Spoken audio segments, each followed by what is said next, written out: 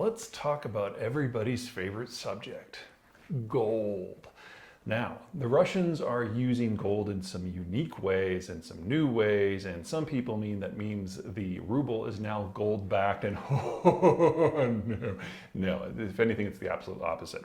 So, some quick backdrop.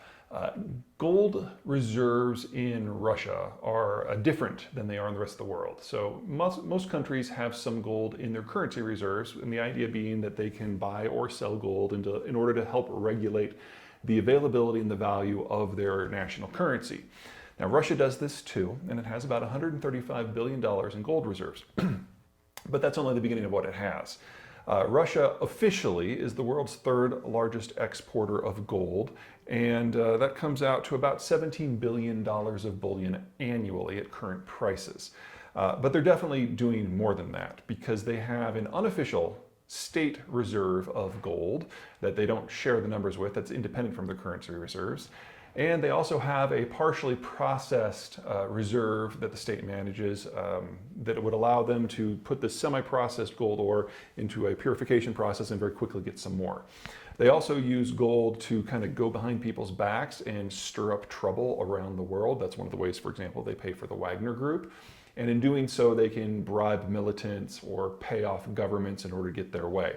So there's a lot more gold sloshing around in the Russian system than that third in the world and the $135 billion would suggest. So let's start with that as background. Let's talk about this idea of gold as currency. What has happened with the Ukraine war is that the sanctions on Russia are now the most extreme of any government in human history. In fact, you could easily make the argument that Russia is now under greater sanction than all other countries in history combined. It's pretty intense. These do not just apply to things like their exports, it applies to the Russian central bank itself. So if the Russian central bank wanted to engage in normal operations and exchange currency back and forth to facilitate trade, they really can't in the normal process now because they can't access any transactions in US dollars, Canadian dollars, Australian dollars, Taiwanese dollars, Korean won, Japanese yen, European euros, Swiss francs, and British pounds, and I know I've left out a few. It's pretty intense. It's by far the most in history. So what the central bank has done in order to prevent the currency from going into absolute free fall is they've issued a series of capital controls that are very tight. So if you're a Russian exporter and you earn dollars or euros or won or anything else, the second your money comes back into the country for payment, you have to surrender it to the Russian central bank, which will then issue rubles at a rate they determine. So Russia's recovery in the ruble rate, because we've seen it drop and then come back up almost where it started, isn't because it's doing well or because it's gold backed, that's asinine. No, it's back to where it was because there's no alternative. And every little bit of the Russian economy that is linked to the outside world, all the ability of the Russian system to earn hard currency is now being sacrificed at the altar of saving the ruble from collapse. This has a number of side effects, none of them good, but the most important one is if you are a Russian company and you have any assets around the world, you now have no hard currency to do anything with them. And in many ways, this was the goal, to make sure that Russian companies are focused entirely on the Russian economy itself. So how does gold fit in here? Well, it's not too complicated. Normally, if you want to buy something from abroad, you have to pay for it in the local currency, which means you have to get some of the currency. So you sell some rubles, you get some, for example, South African rand, you pay the South Africans, then the good comes to you. They can't do that right now, but they still have to import. So what they do is they literally fly a plane full of gold. You see, gold is not backing the ruble. Gold is, for all intents and purposes, the new Russian currency for purposes of participating in international exchange. The ruble's still there, weak and crappy as it's always been, sitting by itself, nobody wants any.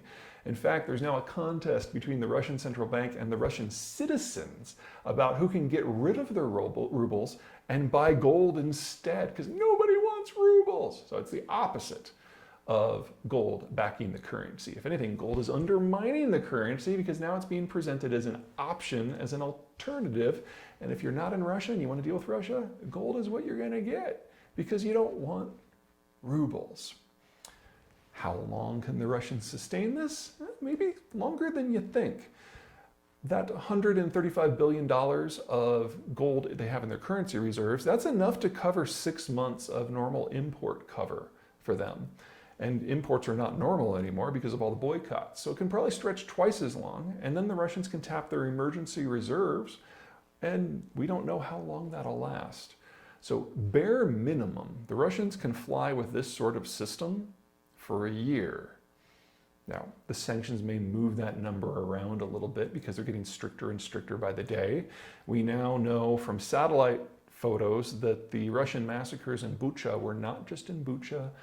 They appear to have been in every single community that the Russians have occupied for the last 5 weeks. And to think that there won't be a new sanctions regime or more countries joining the sanction regime in that sort of environment, I think is a bit optimistic.